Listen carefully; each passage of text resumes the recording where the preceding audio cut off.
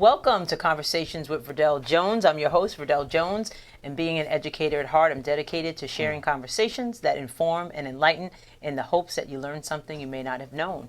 As you see, I have a guest here with me today. Thank you, Heath Broughton, for being here. Thank you. So before we get started, I want to let you guys know a couple of things, and then we're going to talk to Heath about his run for Town of Babylon Council, which is very exciting, and I got so many questions. All right, so Season 5. Season 5 is about embracing your life. We will be on every second and fourth Thursday of the month. New time, 6:30 p.m. We have great guests and great conversations, and we're filming here live at Paradise Studios on the Strong Island Television Network. We can also now be seen on the Strong Island Entertainment Roku channel. So that's very exciting. So if you have Roku, you can check us out there and all the other shows on the Strong Island Entertainment channel. We're looking for partner sponsors, so you can contact me today to sponsor our fall season or one of our segments. So reach out to me today to support this quality content that we provide for you guys. Also, you can be part of the conversation and get your own Conversations with Verdel Jones mug. So if you want to be part of the conversation, check that out and get your Conversation with Verdel Jones mug on my website. So we are going to do a little week in review. We had an awesome week. We had a lot of events. We're going to talk about it in the Let's Kick It with the Joneses segment because I have Heath Broughton here. He is running for Town of Babylon, as I said, Council. So, congratulations. That's a big undertaking. Very. So what does a Town of Babylon Council person actually do? Well, the major and primary responsibility is to govern all the municipality decisions that are made in the town, meaning different parks, infrastructures, decisions that make the quality of life that much better for the residents of the town. Okay. And why did you decide to run? Because I really love being a long-time resident of the town of Babylon. I love the Town of Babylon too. I love it. So there's one vote.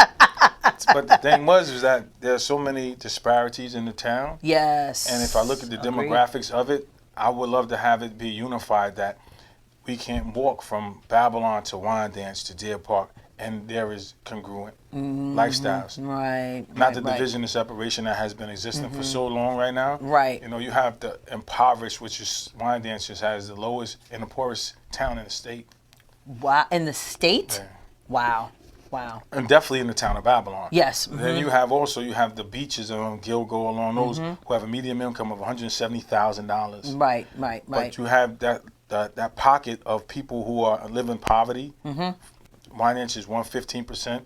Where you have Copeg and those other neighborhoods, maybe 4 or 5. Okay. So if we're living as residents in a common area with a common ground, as we say, the kingdom. Right. Why is there so much disparity? Right within that. And my goal is really just to work together to bring coalitions together to work to make everybody not equal, but at a level where we all can enjoy the amenities that are in the town. Right. So that's one of the accomplishments that, when you're elected, right? We got to put it out there, that you want to try to accomplish. What are some other things that you want to try to accomplish? I want cultural understanding. I want fair employment practices, and also want the enforcements of codes to be done. Because once you take all those things and put them in the right perspectives, people feel better about themselves and they want to live better. I don't think there's anyone who wants to live bad. Right. Yeah, absolutely. I believe everyone wants their kids to have the same rights as everyone else.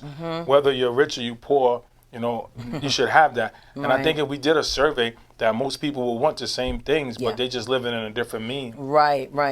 What are some steps that you can do to see that to fruition? First and foremost, I think education. We're both educators, of course. And I think that the problem is that most people aren't educated of their rights, the programs that are available, and all the other amenities that they do have.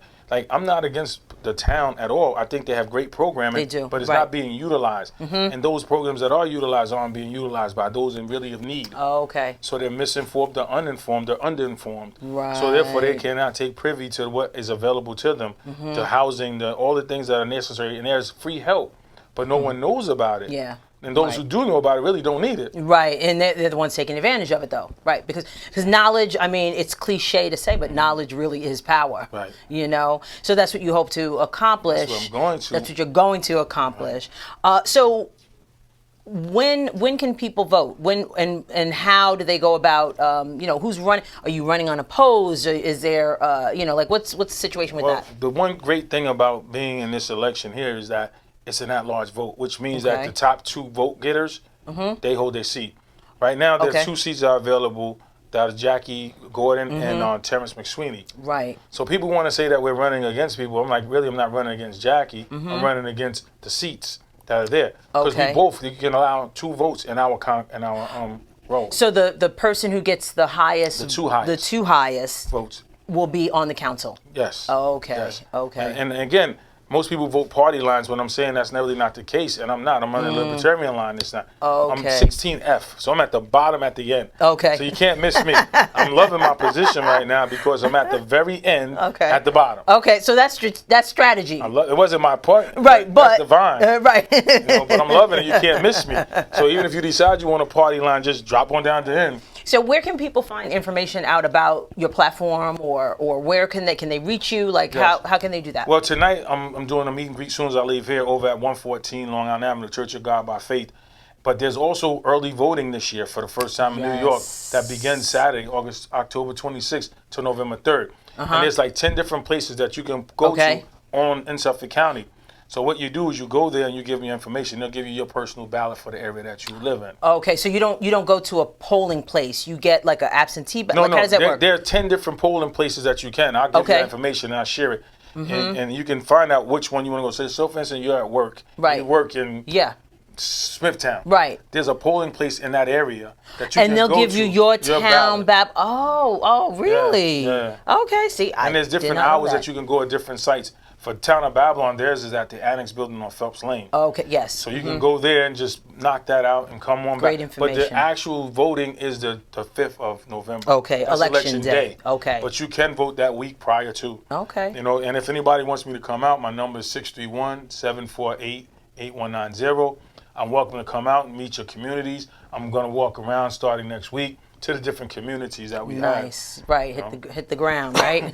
My goal is to actually unify this town so that we can work together in partnerships and coalitions, which hasn't been done. Right. And inform them of the different programs that are available. Right. So Heath he has a nonprofit called Man in the Mirror, and he does a lot of work with our youth. I mean, really exceptional work with our youth. So I thank you for that. So again, check Heath out. He gave you his number. Give your number one more time. 631-748-8190. Okay. Well, I want to wish you good luck. And we'll be rooting for you. Appreciate it. And thanks again for being here. Once I'm in the seat, my door's still going to be open to you guys. All right, we're going to take a quick break, and when we come back, we're going to have our next guest in studio. So we're going to take a break, and we'll be right back.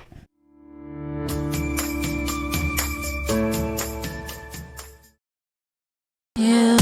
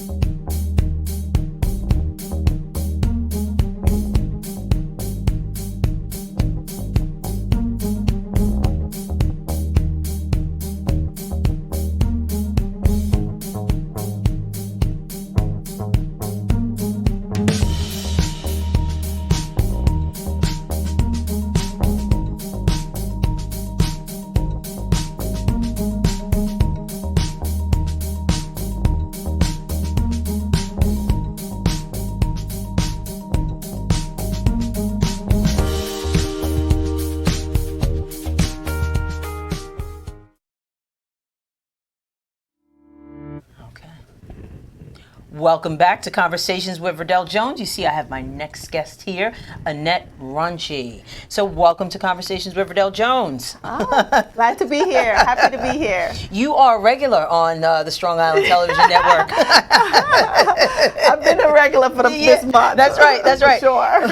So, you're an entrepreneur. You're the founder of the Alexander Youth Etiquette Success, and you're also the owner of an upscale restaurant called Pa-Nash, and I've been there. It is beautiful in Queens. Rochdale? Rosedale. Yes. So you're a businesswoman, entrepreneur. You also give back to your community. Absolutely. So you do all these things, and today we're talking about layers of women. They have trials, they have triumphs, tribulations, and all of that. Absolutely. But we still manage to give back to our community and still forge on. Yes. So let's talk a little bit about let's talk about your restaurant first. Okay. It's posh. It is posh.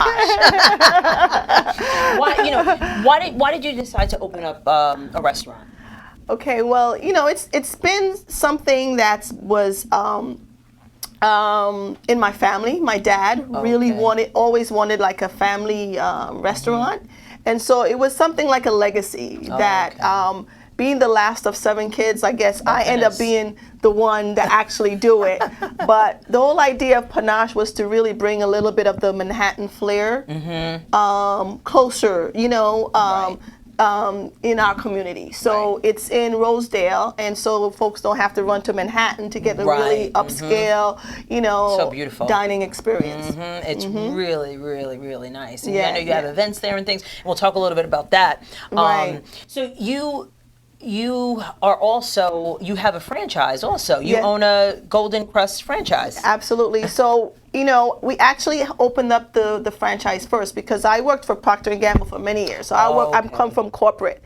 And it was when, of course, it was downsized. I wasn't actually downsized, but they were offering, incentives. They wanted to get rid of you. That's right. They were offering people to take it. I don't think they might have expected me to take it, but I was like, this is the time to come to do my entrepreneurial stuff. Yes. And so I didn't know anything about the restaurant business. Really? And so we acquired a Golden Crust, which is still there in Queens Village. This is about 15 years ago. Oh, wow. I've had the Golden Crust, and just to learn the restaurant business, because as you know, it's a very tough business. It's challenging. I watched Restaurant Impossible, and yes, very, very challenging. You have to know what you're doing. That is correct. Over 90% of these businesses, they close down within the first 3 years. Wow. And so we wanted to learn the business by opening up a franchise. Yeah, because you get some support with that, right? That is correct. That is correct. Exactly. And so that is what we did. We opened up the franchise, and then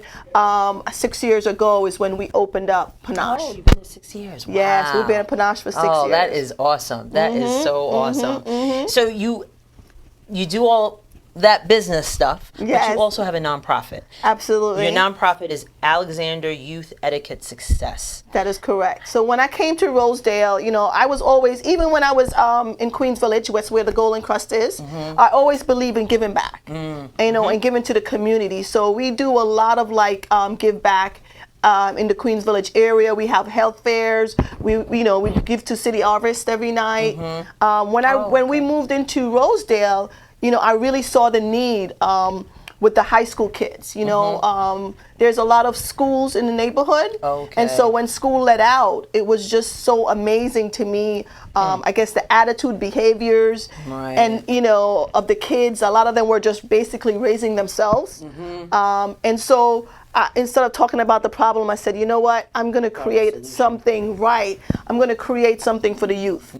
And it's a youth etiquette program. It's basically a program that really helps them with professional and social etiquette. We have various workshops, dining room etiquette, how to eat, how to, whatever. To use. Right, how to dress properly for an interview. You go to a social gathering, how to behave, how to interact. So those kind of a skill set we give. Right, okay. We also provide scholarship, internship, mentorship, kind of stuff. Yeah. So, all right, so what age group do you, can participate in the Alexander Yes So program? we target high schoolers. So the idea is that typically the high schoolers is when you really forming what you really want to do, you know, what kind of career aspiration you want to follow. And so we wanted to get them in high school. So we take them at 9th grade and follow them all through high school. So we have a 9th grade, 10th grade, 11th grade, and 12th grade curriculum. Oh, wow. That will help them to kind of define what career they want to do. Yeah. So now you have, how many students do you participate?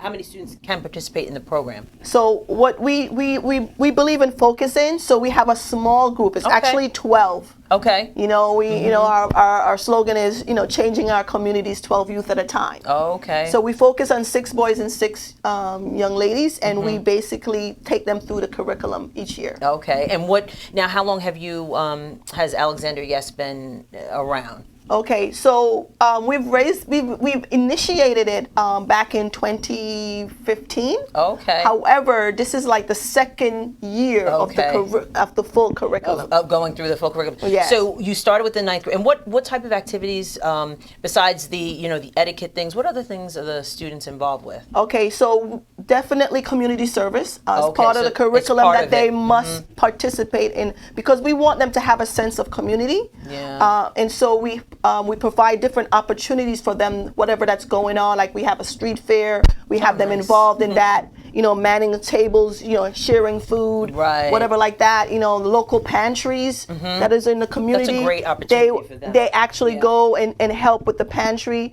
We also have a cultural experience for them where we would take them to different trips. You know, like the African American Museum. Oh, wow. Or so various different things. We went to like the Schomburg. Okay. Yeah, you know, in the city. So we do stuff like that. And it's great because, you know, like you said, you saw these kids and they, you know, these young adults and they didn't, you know, they weren't really being productive, I guess you could say, or learning outside of school. Right. So it's nice for them to be able to have, you know, some connection, to be able to do different things that you can help them with. Absolutely, absolutely. Which they will take throughout their life. They will remember those experiences. Absolutely, yes. Yeah. So how do you support the program? Like what ways, you know, because running a nonprofit is not easy. Everybody thinks you can get a grant like that.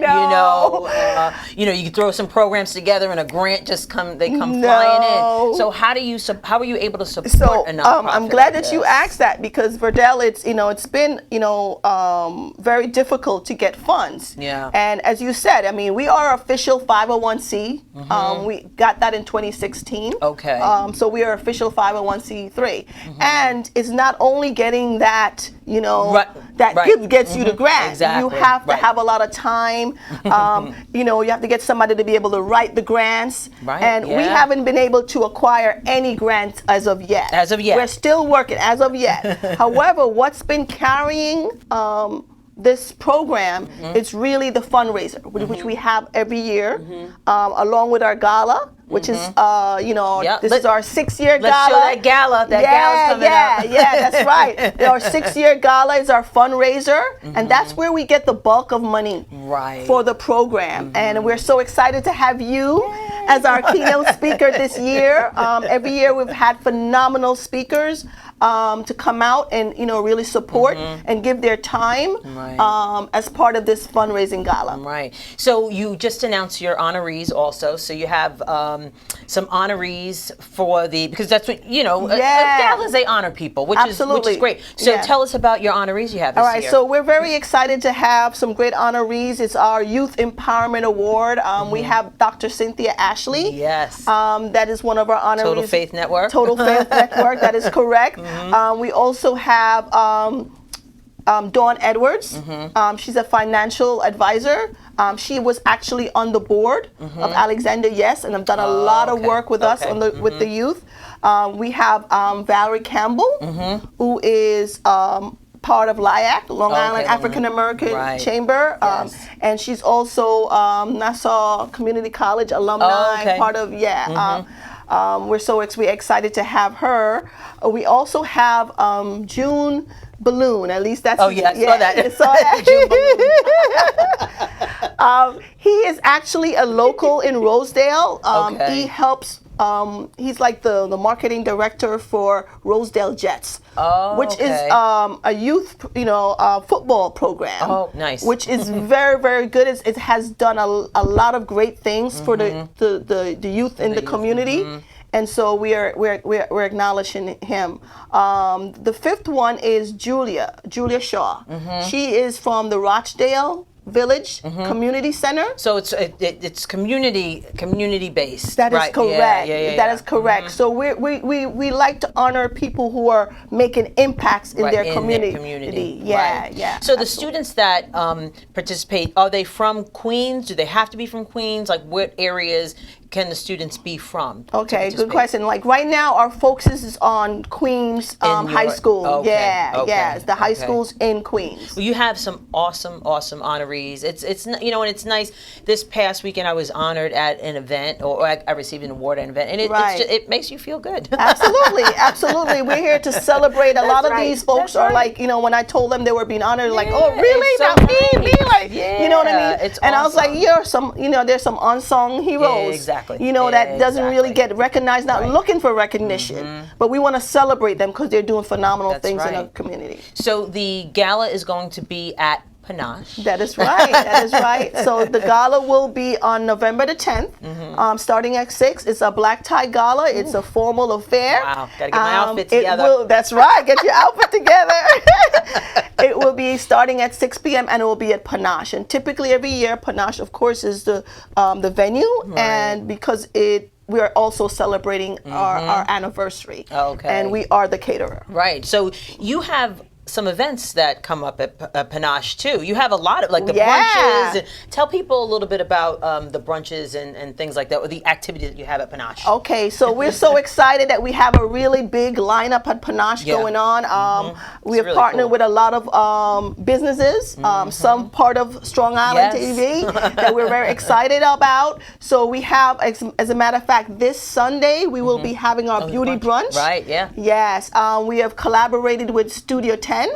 And we're excited to have beauty brunch where folks can come in, can learn some beauty tips while they get some great brunch to eat. Mimosas too. Mimosas, exactly. Free complimentary mimosa. We're also excited about our drag brunch. Oh, I saw that too. Yeah, which will be the following Sunday. Okay. So we're so excited to have Olivia and Tony from Tony and Ty. Tony Home Perm. To come and do a cabaret doing brunch. That is going to be fabulous. And that's going to be fun and entertaining. Yeah, that's great. We typically have something going on a Thursday. Okay. Friday we have karaoke, like a fish fry and karaoke. And on Saturdays we have like what we call Uptown Saturday Night. It's like a lounge party. A lot of people come in and have their birthday parties and celebrate. And things like that. That's awesome. So I wanted to put up some contact information for Pa-Nash. So if someone would be interested in having an event there or what have you, they can check that out. So let's show that contact information. And how far in advance would they have to, because they would have to kind of contact you. Right. Yeah, go ahead and contact us if you're looking to have an event. Typically, if you're doing a birthday party, you please contact us at least a couple weeks before the event. We are looking for you to go on the website and purchase some tickets. For all of these events that we talked about. It's on the website, www.panashnyc.com. The number is 718-978-6094. You can go on the website. You can give us a call to buy your tickets. Okay. And also, I wanted to share more information about Alexander Yes. So if people want to contact you about that or find out more information, they can also contact you via the what we're showing right now. Yes, correct. So the website, we do have a website for Alexander Yes. So it's www.alexanderyes.org. Go ahead, go on there. You check it out. You can find more about what Alexander Yes is about. We also have the application for any high schoolers. So we typically start the curriculum in January. So right now it's really the celebration, kind of like the move up ceremony at the gala. We kind of do the move up ceremony for the kids who went through the prior year. Yes. All right. Well, I want to thank you, Annette Runcie, for being here today, and we are looking forward to that gala. Make sure you go on the website to get your tickets today. It's going to be a great event. I can't wait. I'm excited. That's right. We're going to take a quick break, and when we come back, we'll have our next guest.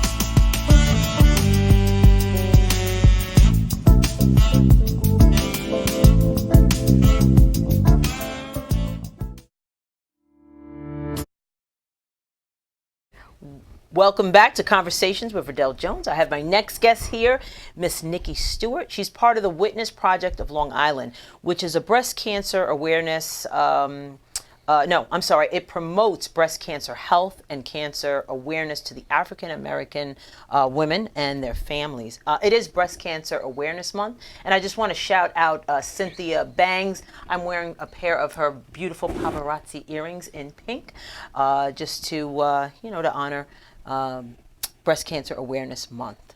So thank you so much for being here. Thank you so much for having me. Yeah, it's a pleasure. It's a pleasure. So tell us what the Witness Project of Long Island is about. So we're a breast and cervical cancer education and outreach program. The Witness Project is a national program. Right, which I wasn't aware. I didn't even know. Yes. I went online and saw that. It started at the University of Arkansas. Okay. They were trying to do outreach programs to the African American community because African American women are dying at much greater rates from both breast and cervical cancer. Really? Wow. So they came up with the Witness Project, and it's spread all over the country.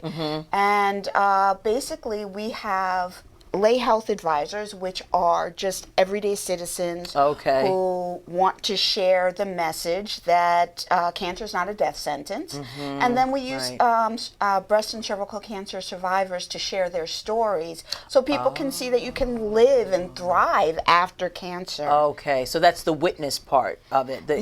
Our motto is, in church they witness to save souls. At the Witness Project, we witness to save lives. Wow. We are a faith-based program. Okay.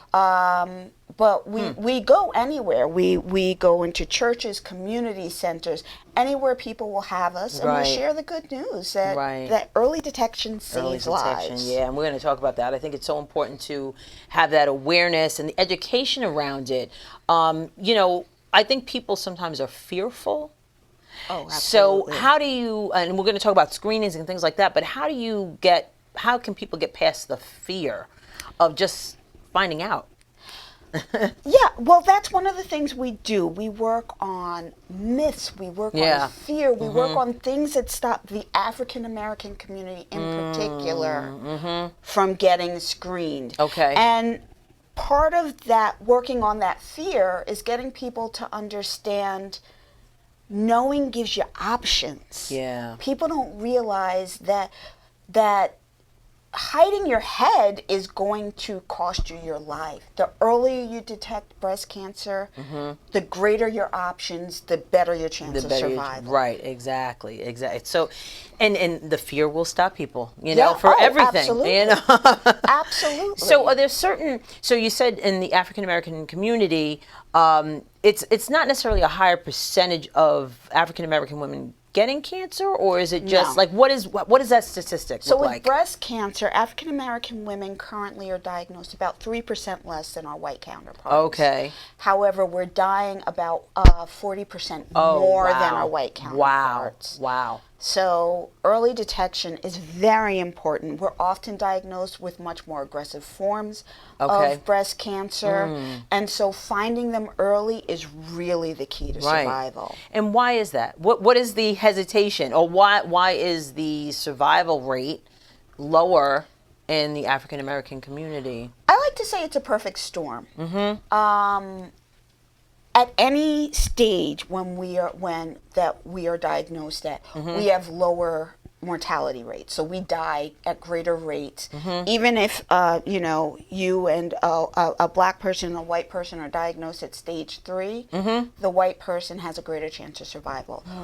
We are diagnosed with triple negative breast cancer at much greater rates. Okay, and what is that? Yeah. So right. Breast cancer can be fueled by hormones. Triple negative cancer means that there are when it's fueled by hormones, then you can shut off that hormone. Okay. And then it's not being fed by, and you have greater options for treatment. Got it. With triple negative cancer, it's a much more aggressive cancer. It grows much faster. Wow. And there's no hormone source to target. Oh, wow. So it's harder to treat. Got it. Is breast cancer largely hereditary? No. Yeah. It's not. Okay. Yeah. Only 10% of the Really? women who are diagnosed with breast cancer are actually have breast cancer in their family. Wow. Many are, the majority of women are the first person in their family to be diagnosed. Wow, that's interesting because you hear about the BRCA, right? Yes, the BRCA1 and BRCA2 yeah, genes. right. There are other genes that they've identified. The BRCA1 and the BRCA2 genes are the biggest, most well known, and also have the greatest impact. But those genes impact people majority who have the an Ashkenazi Jewish heritage, right? And which is not to say that we can't have those genes. However, but they don't impact us as got it. So let's talk about screenings. Yes. So what's the proper intervals for screenings? What type of screening should women be getting, or how does that work? Because you hear mammography, mammogram, ultrasound. Like what's the deal with the screenings? So there's a lot going on with screenings. I'm sure people are very confused because there are a lot of different guidelines. Yeah, a lot of terms. On. Right. Yes.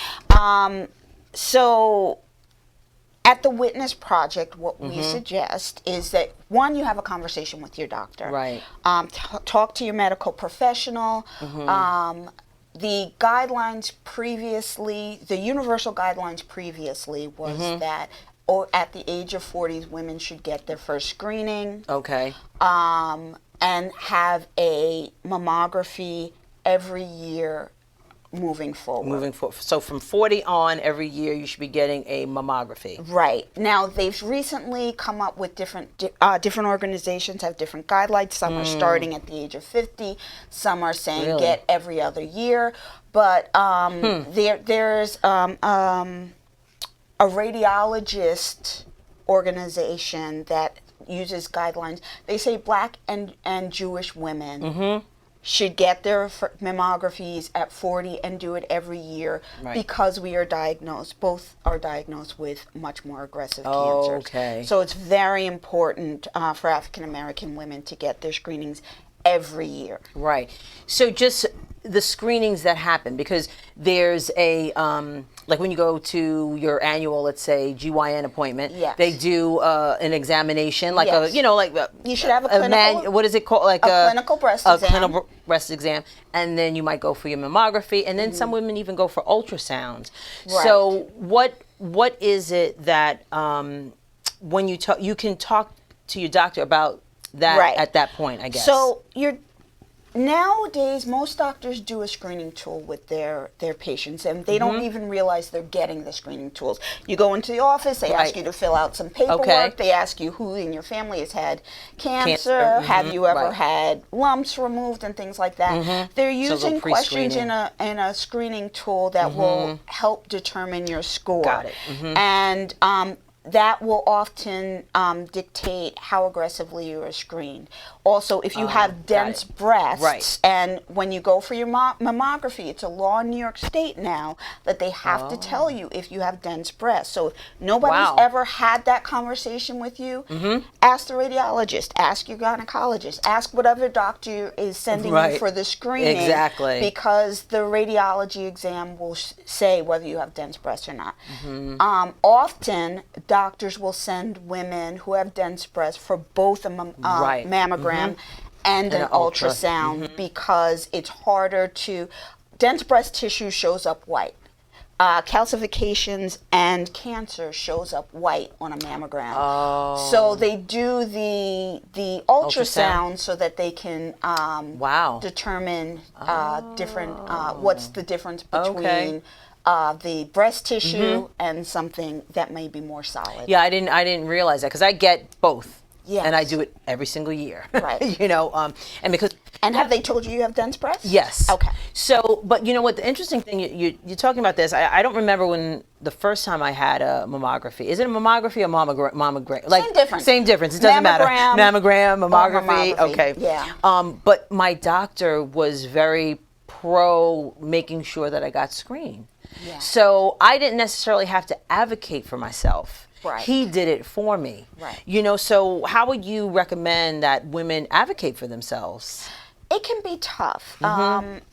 Often we think of the doctor as the expert, and therefore you can't have that conversation with them. I know of women who have gone to their doctors, who have been screened. The doctor said they're fine, and they felt something else was going on, and they went and got a second opinion. Either they fought with their doctor to get them to send them for additional screening, or they went and got a second opinion. So it's really important to know what's normal for you. So they don't, they used to talk about monthly breast self-exam. Which I do and I believe in. However, now the guidelines talk about know what's normal for you. So you should do breast self-exams. You should be familiar what your breasts look like, if you have a color change on your breast, your skin, if you grow veins, if you have any changes in your breast, just go see your doctor. It's not just the lump you're looking for. It could feel like grains of sand under your skin. It could be you developed a dark patch on your breast. If you have a change in your breast area, just go see your doctor. That's all. That's a good point. Because in my mind, it's always a lump. And, people say that the lump feels like, it really feels like a lump, like something very different than what it's for you have to know what your breasts feel like, right?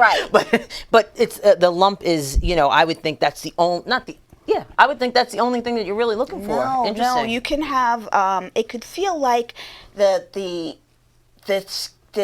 tissue in your breast got thicker. Like that area is thicker than it used to be. Your skin could suddenly look like the skin of an orange peel with, you could look like you have a rash that just won't go away. That's a form of breast cancer called inflammatory breast cancer.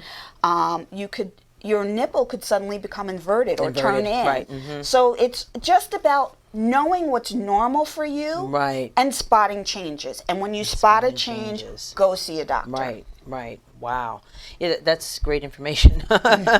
So what type of services, so you go into, so if someone's looking for education around, breast cancer awareness, your organization would be the one that would do, like, where do you speak? Like, I know you mentioned that a little bit before, but can you maybe expand on that a little bit? We will speak anywhere. We will go into churches, community centers, businesses, wherever someone will have us. We will do an education. I've been in people's homes. They've invited us into their homes to do education programs.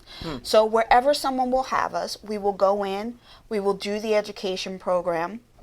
We will, we'll bring cancer survivors, and we'll talk about, provide the information, but then we'll also help women find low or no cost exams. If they're over the age of 40, we can get them a free exam. If they're under the age of 40, we'll help them find a low cost exam. Now, should people under 40 be screened some kind of way? It depends. You definitely have to know your family history. If you have a first-degree relative, which is a mother, a sister, or you have a high amount of breast cancer in your family, like you have aunts and cousins and all of that, your doctor may decide to screen you earlier. My doctor, just based on my personal history, not my family history, decided to start my screenings at 35. So it really depends. It's about having conversations with a doctor you trust. Yeah, exactly. And you know what? And finding that doctor you trust. Because, like you said, some people think their doctor is like, that's it. What they say goes.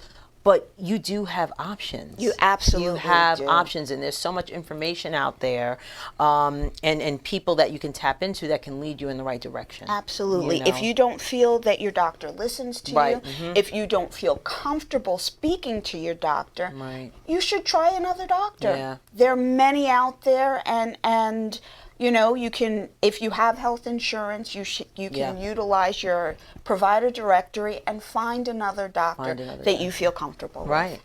You know what? This was very, very informative and educational. Thank you so much for being here. Thank you for having us. If someone wants to get in touch with you, we have your contact information, so we're just going to show that. But again, I just want to really thank you for being here and sharing your knowledge with, with the viewers, because it is Breast Cancer Awareness Month. Absolutely. But we should be thinking about this every month. Absolutely. And making and taking stock of what we look like. It can be a scary thing, but it'll save your life. It'll save your life. Exactly. So thank you so much again for being here. We're going to take a quick break, and when we come back, we're going to have Let's Kick It with the Joneses.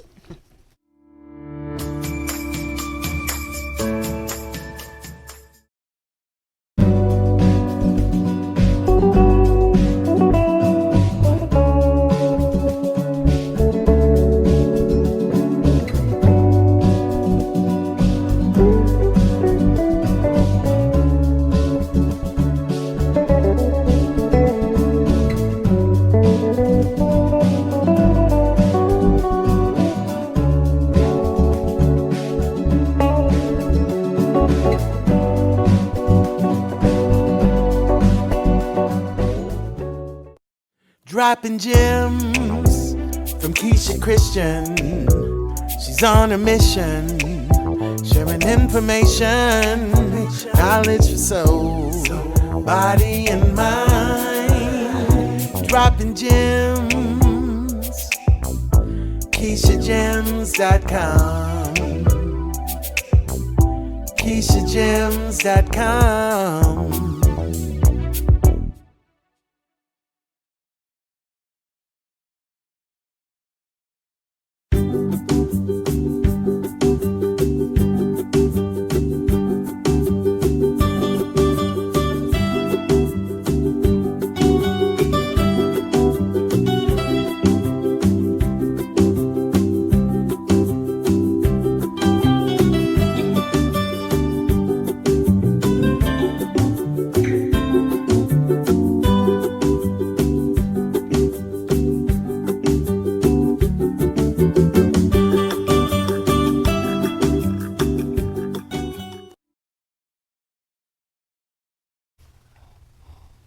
Welcome back to Conversations with Verdel Jones. We are at the point where we're going to Let's Kick It with the Joneses. And Let's Kick It with the Joneses is brought to you by Shades of Long Island. It's the first media outlet to highlight youth and diversity on Long Island. All right, so Jeremiah, thank you for being here today. What's up, VJ? How you doing, JJ? Chilling. What's going on? So we had like a crazy. A little nervous. Don't be nervous. You know, back in the studio. We had an awesome. Actually, yesterday we celebrated Jeremiah's birthday yesterday, and Marcus's birthday the day before that. Right, so we went to Ruth Chris, right? The steak was, I don't eat the steak, but they did, and they said it was off the chain. So I just want to say happy birthday to my awesome husband and my awesome son. Happy birthday. Yeah, thank you. All the people that wish me a happy birthday, thank you so much. I appreciate all the love. Yeah, absolutely. You know, we also went to, so the class of 1987, Central Islip, turned 50 this year. Oh, wow. So instead of having like a 50th, reunion, like those, 25, 30, whatever, we had a 50th celebration. So we had a great time at that celebration. All of the people there, you can show the picture of that. It was a lot of fun. Jeremiah actually came with me to the event because Jeremiah graduated from CI also. Yeah. So we got that. Class of 85 represent. Class of 85. So best class. Sorry. So we also went to the Women on the Rise Expo and Forum. Right. And I won a Women on the Rise award. Well deserved. So I want to thank you, Marcia Guerriere, for that, and Rudy for nominating me for the award. So it was just a great event. Right? It was awesome. They had what do you call that? Like workshops and stuff. Oh my goodness! The workshops were ridiculous. I mean, workshops on entrepreneur. Like it was just about beyond the 9 to 5. I believe that was the name of it. Yeah. And the workshops, I was there all day Saturday. Maya went Friday to cover it, and some of Saturday. She was there for the award ceremony. My parents were there, and the kids were there. It was just amazing. Yeah. So I think this is, the show topic is, trials, tribulations, and triumphs. Okay. Women do so many things. It's like the layers of women, right? Okay. So I thought today we could kind of segue into, Jeremiah went to the reunion. I did. He went to the Rise, Women on the Rise program. He used to call me Miss O. Back in high school. Right. Why did you call me Miss O back in high school? Because you were misorganization. Right. He was involved in a lot of stuff, a lot of things going on with this one in high school. And it hasn't changed. And it continues to today. So I just get drug along, and I'm there to support. You know what I'm saying? So it's right. all good. It's all good. So my question that I wanted to pose to you was, how do men deal with a strong woman? Oh. How do you deal with me? Oh, okay. That's what we doing? That's what we doing. How do I deal with you? Yeah, men want to know. Men out there want to know? All right, so all the fellas out there that want to know how to deal with a strong woman. Well, first of all, in order to deal, let me do it like this. To deal with a strong woman, first of all, you got to be a strong man. You understand what I'm saying? You got to be secure in yourself and what you bring into the relationship. You can't, a lot of times you'll see men with a strong woman and a woman that's involved in doing things, whatever, and they can't deal with it, or they have problems, like where you going, right? What's when you out again? What's going on? It's the insecurity they have within themselves, right? And they see that their woman's shining, and they're like, well, what about me? And, why you going out? You ain't cooking no dinner. Or whatever the situation. Whatever it might be. Whatever it might manifest itself. But you got to be secure in yourself and what you're doing. I mean, if you feel that way, I would say, get a hobby. Or no, but seriously, do something. Yeah, have something going on with yourself. You got to be a strong. No, seriously though, you got to be a strong. What does that mean? You got to be a strong man. You said you got to be secure. You got to be secure within yourself and what you bring into the relationship. Because what happens is, if a lot of times if a guy's dealing with a woman that's strong and doing her thing, you feel less than adequate. You're like, man, you're looking at yourself like, man, well, what am I doing? Right. You don't say that externally. That's an internal voice. Okay. You may not verbalize that, but that's kind of what it is. Right. So you bring that to you show that in ways that you may be, abusive, so to speak, to your woman, you know what I'm saying, verbally, what have you, you know what I'm saying? Right. Do little things to sabotage whatever it is she got going on. You know what I'm saying? Change the locks or something, I don't know. That's drastic. But a little bit. A little drastic. No, but you do little things, don't, like say if y'all share a car, you don't come home with the car, she need the car to go somewhere. Silly stuff like that. So you do that on purpose. But it may be, subliminally, you gotta look at yourself. That's how I look at it. Has there ever been a moment when you said, you with looked at you looked at me and said, seriously? Is this what we're doing? Yeah, no, don't get it. Don't get it. Please, do not get it twisted. There's been moments I'm like, well, come on, seriously. Like you come, because I also used to call her like, what did I call you, Ralph, the female Ralph Cramden? Because not so much anymore. I mean, her ideas are great, but she always had an idea about something, always had something brewing, something going on. And it's like, really? Here we go. Really? You got like 12 other things going on.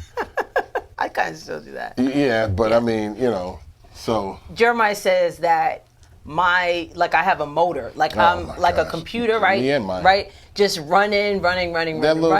She has a small head, right? But I say it's like a computer. It's like you can hear, like if you put your ear, you can like hear the hum, like it's a computer, like your computer's humming, and you hear it humming, right? So at night, she be all day racing things, this, that, and that, between her job and her jobs and her shows and different things you hear. Yeah, when it's time, like we'll be sitting watching TV. Me, her, and Maya be sitting there watching television, right? And it's a certain time of night. You could tell when Verdel's getting tired because, I fight sleep like she a child. fights sleep like a child. She starts snapping her fingers, starts singing random stuff, yelling random stuff, and it's like, okay, she tired. She about to, in T-minus 30 seconds, time for night-night, in T-minus 30 seconds. And sure enough, I'd say like what, Maya, like 98% of the time, we were like right on point. And you can hear the computer. You know, like how you turn your computer off, like a ding ding ding. You can like hear the sound when the computer goes off, and there she goes. She's out. She's done. It's true. It's so true. Please believe me. So I mean, and we love it. I mean, that's just her. That's how she's wired. We love it. Right. We know what it is. You know what it is. You know what to expect, right? You know what to expect. That's what it that goes computer down. shuts down. It's like, Ding, ding, ding.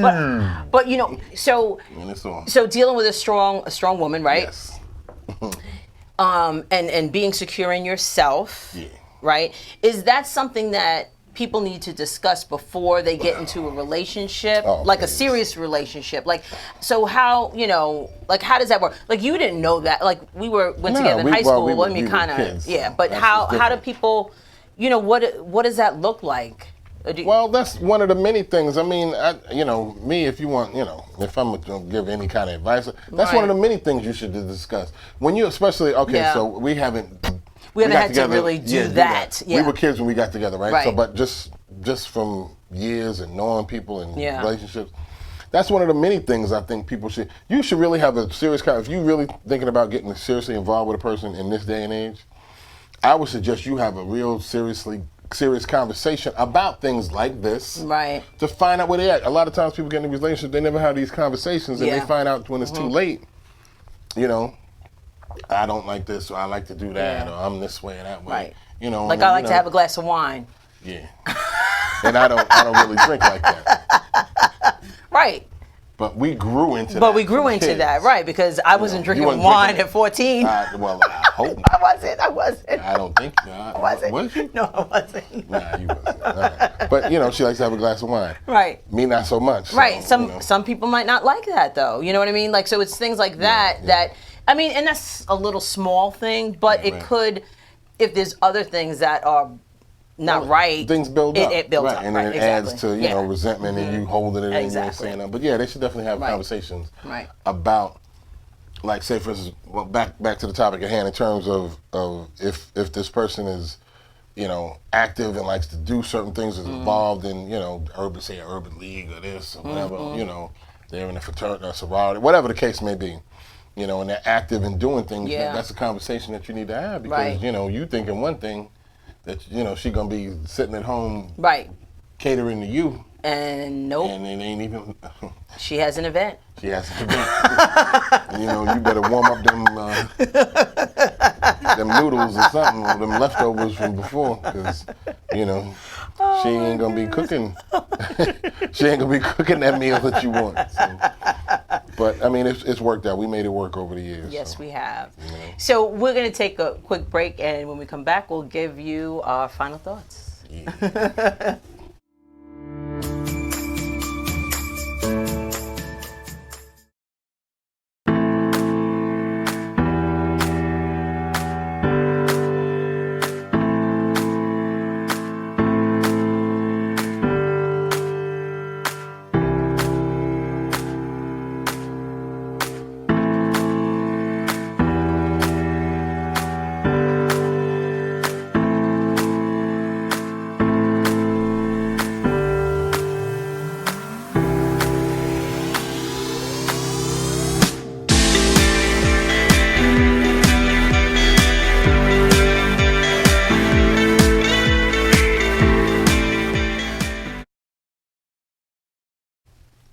Thank you again for watching Conversations with Verdel Jones. We really had some awesome guests here. Yeah, Heath Broughton running for my man Heath. Town of Babylon Town Council. Good for him. That's exciting. That's exciting. And Heath is a good dude. Yeah. He does a lot for the community. He does which is a lot awesome. for the children, especially. Yeah, that's what's up. Yeah, he like Wu-Tang. He's like Wu-Tang for the children. Yeah. We also had Annette Runcie here. She is the founder of Alexander Yes and the owner of Pa-Nash. Yeah, that's what's. We got to. We are definitely Pa-Nash Euro Soul. Yeah. We're gonna get out there. Why we ain't been there? We'll go. Well, you're going to the gala. Make sure you get your tickets I tell you, I be to. drugged to spots. I didn't know I was going, but yeah. Make sure you get your tickets to the gala. It's going to be a great event. Okay. You're going to be supporting that's the black students. tie thing? Black tie. I'm the keynote. Right. Yeah. I'm the Oh keynote. yeah. I gotta get in touch. Yeah, I'm the keynote. All right, So yes, so you have to make sure that you get make sure you get your tickets to the gala. We also had Nikki Stewart here. She is from the Witness Project of Long Island, and let me tell you something. She gave us some crazy She things. really, I was like, wow. I mean, that was great information. I'm so happy that we were able to talk with her and her share that education. She made me want to go check my breasts. For real. You know what I'm saying? I'm like, hey, I need to go to the bathroom It's right real. now. It's real. It's real. That was, I mean, Seriously. I can't believe how much information she shared. That was amazing. That was amazing. So, Conversations with Verdel Jones, we have great conversations and great guests. And I want to thank everybody for continuing to support Conversations with Verdel Jones. I want to thank my husband, Jeremiah Jones. And we will see you next time. Peace.